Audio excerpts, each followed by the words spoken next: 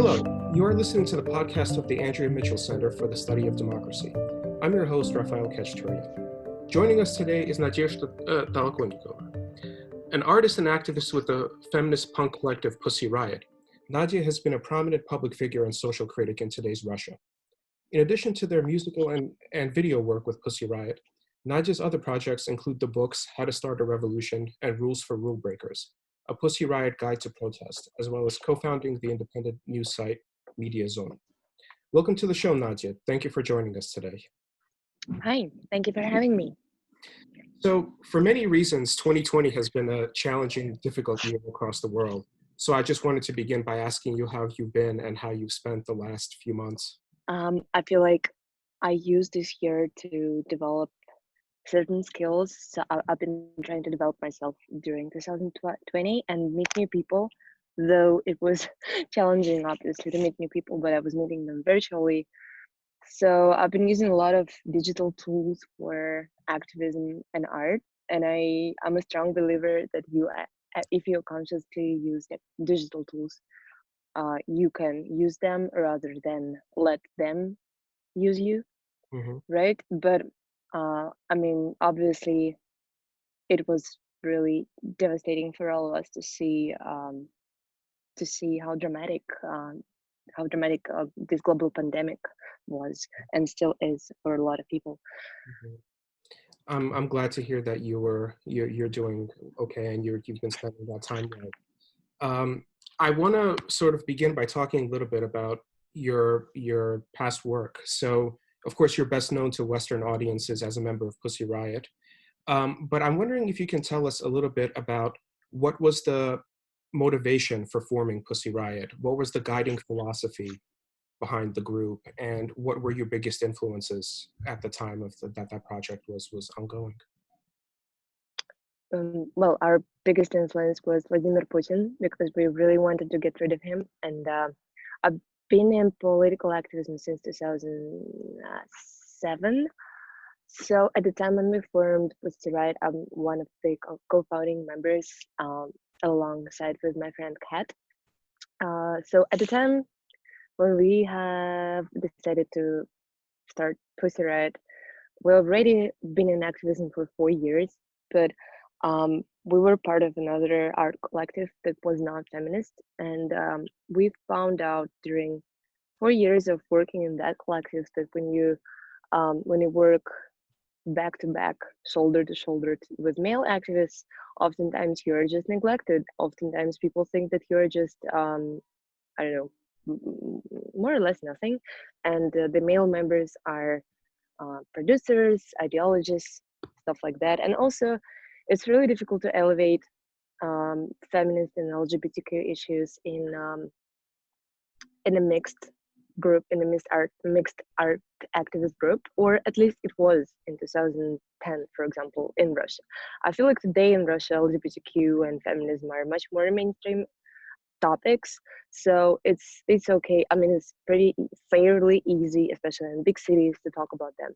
But in 2011, when we started Pussy Riot, it was, believe me or not, but it still was controversial to talk about these issues, even among Kremlin's critics. And it was not because people were homophobes, they were not, most of them, but they thought that these issues are too progressive and we can scare people who would help us to get rid of Putin. And I don't know, we have this concept, ordinary Russian, and everybody thinks that this ordinary Russian is going to be scared of gays. At least that's how it started in 2010. So yeah, we were inspired by Putin, or by our wish to get him out of the office, and also by our wish to promote deeper feminist and LGBTQ agenda. And we found out that it will be easier to make an all-girls collective, so nobody will. We wanted to be totally equal, and masks were created as a part of our costumes to promote this equality, because nobody can be more popular than another person when you wear a mask. And there is no room for yellow press asking who sleeps with who, because there is no human being, actually, just an idea and just an art creature, a feminist in a mask. Things went wrong when we ended up in prison, and it opened up another chapter of Pussy Riot. We could not hide our faces anymore, or at least remember who found themselves in jail. But yeah, that was our initial idea. Mhm. So since you brought up, of course, the influence of Putin on your own development, I'm wondering if we can maybe talk a little bit about what you think is going on with the political situation today in Russia. So, after the poisoning of Alexei Navalny this summer, you wrote an op-ed in the New York Times when you spoke about your experience with a similar situation with your comrade Pyotr Verzilov. And you ended the piece by noticing that autocracy crept in like the coward it is, you said, which I thought was a very powerful and effective phrase. But what do you think made this autocratic development possible? And what do you think were the most significant changes in Russian politics over the last 10 years or so? Hmm. So happily, Alexei Navalny has recovered, at least mentally. He's still going through rehabilitation physically, but it makes me really really positive, actually, about the prospects of Russian politics, because I feel like because of this attempt of poisoning, Alexei Navalny has grown a lot as a politician, because at the moment when you you make someone suffer for their beliefs, you make them a hero. So that's what happened. And Alexei Navalny, I think, doubled his presence in Instagram and I mean, pretty much in every social media. So yeah, our government is not the smartest, honestly. That's the same thing they've done with us. They put us on a global platform for prisoning us for a song. And so they make this ridiculous, ineffective moves. And it just reveals that they're not as scary and effective as they like. If you really take a look at what he's doing, like how effective his internal policies, like, he was promising us to build infrastructure, but he didn't do anything over the last fucking 20 years. When he tries to kill his political opponent, he cannot do even that. So it gives me hope. It gives me hope that if we will be more politically organized and united, then we can really get rid of Putin. So, what did change over the last 10 years? What was the year? 2010. Well, I think the most significant thing for me is the development of feminist agenda that I mentioned previously. So while Putin kept consolidating his autocracy through jailing his political opponents, trying to poison them, through making terrible draconian laws like anti-gay propaganda law, which doubled hate crimes in Russia against homosexual people.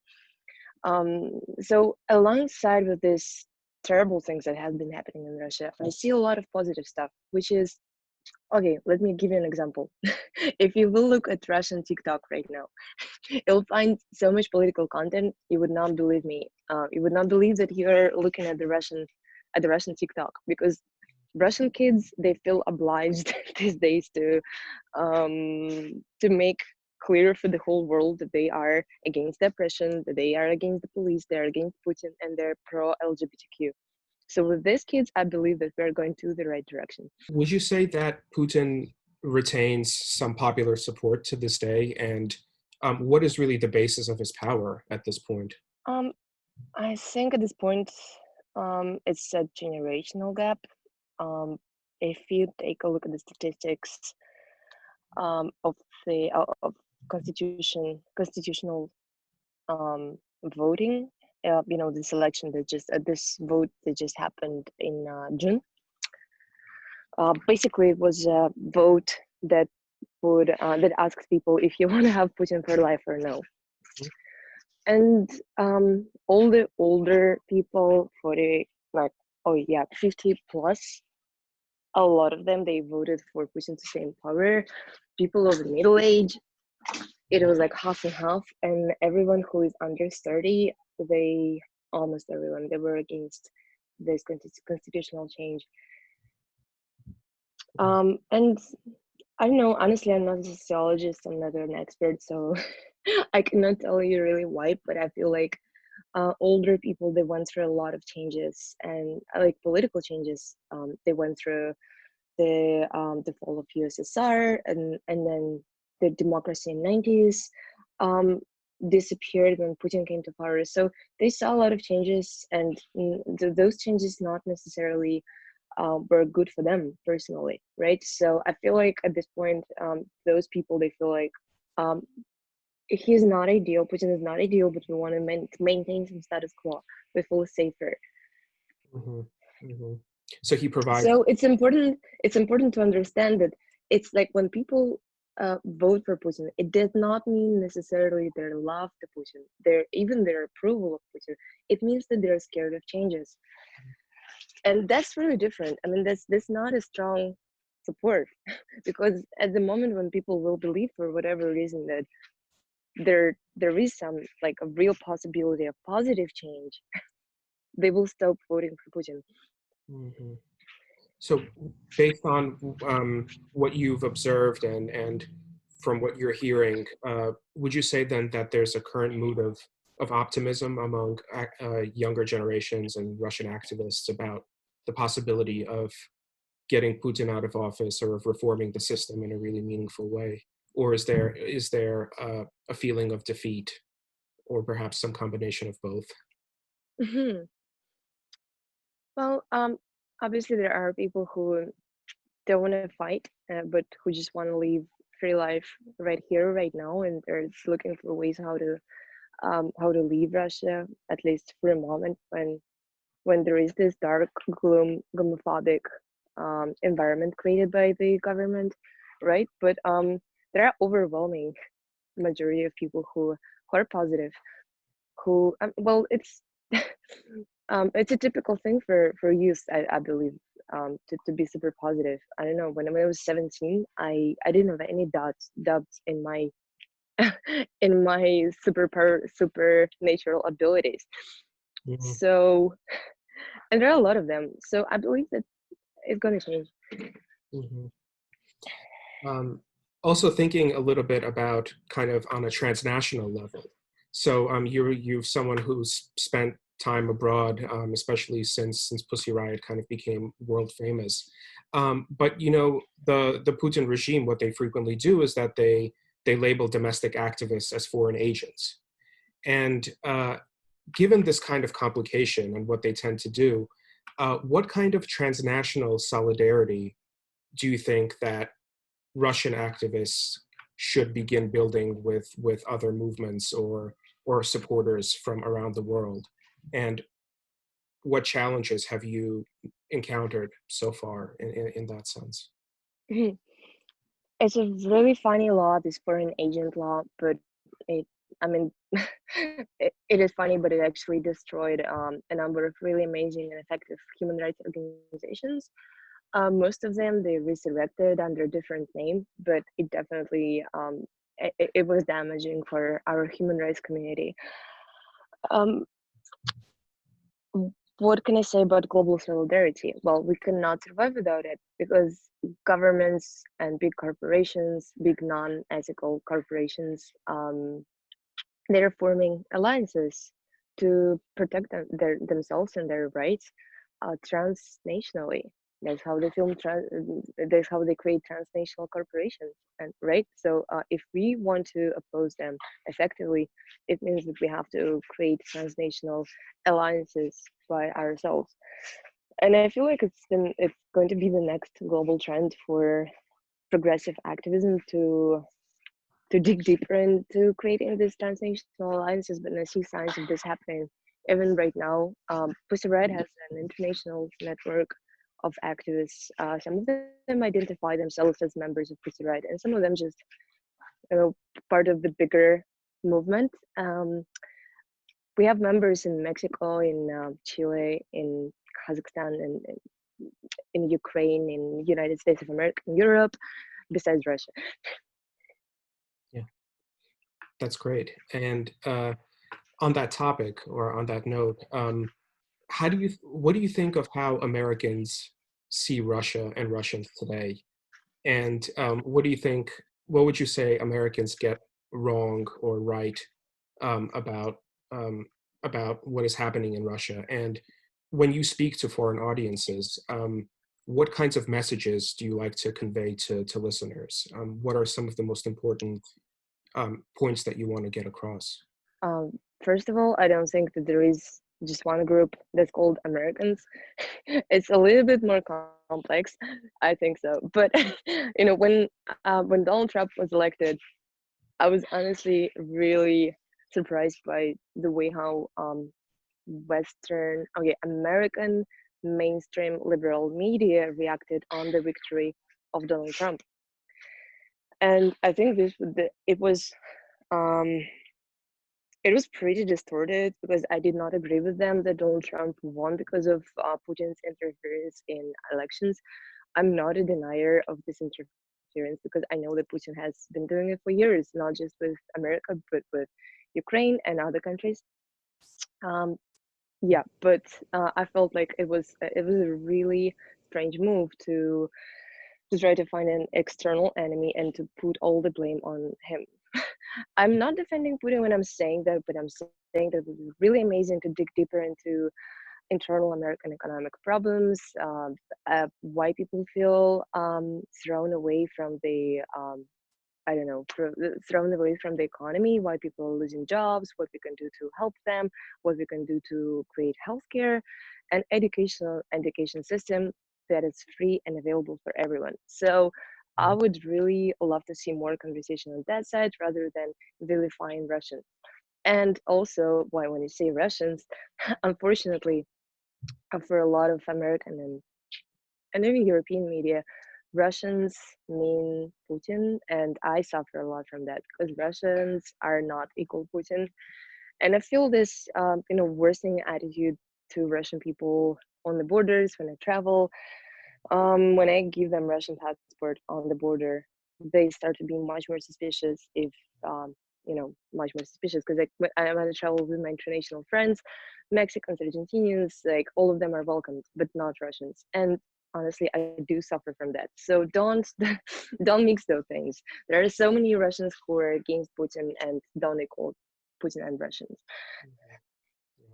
It's interesting then that in both the cases of looking at America, but also Russia, the critique of capitalism seems like something that has just been missing. And you've been, of course, writing a lot about how we actually need meaningful social reforms, economic reforms, to actually take hold before we can change these systems. Um, so Yeah. uh, I think that I agree with you that in a lot of ways that gets lost in this conversation for sure. So I want to maybe just finish on one final question, which is just to ask, what is next for you and what kinds of projects are you focusing on at the moment? Currently, I'm writing a script for a music video that I'm going to release in December, and this is a video about a rapist who was killed by me and another person who's featuring on this song. And Mm. well, I want them to be scared of us. This is the bottom line. If we talk broader, this 3 tracks that I'm going to release in December as Pussy Riot will lead into the first Pussy Riot studio album that we are releasing early next year. I don't have a date yet, but it's gonna call um, Rage, and every single track is super mega political. So it's kind of an experiment on um, what will it how can it merge mainstream entertainment, art slash industry, and super serious political topics. I mean, this is an experiment that has been done before by bands like Rage Against the Machine, Mhm. but yeah, I want to try it by myself, and it's a merge of different genres in music, from rock to metal to punk to gabber to dunk and to all sorts of different hardcore electronic genres. Mhm. That sounds fascinating. So as long as, Thank you. yeah, best of luck. And Nadya, thank you for joining us again, and best of luck on all of your future projects and on the movement you're seeing through. Thank you so much.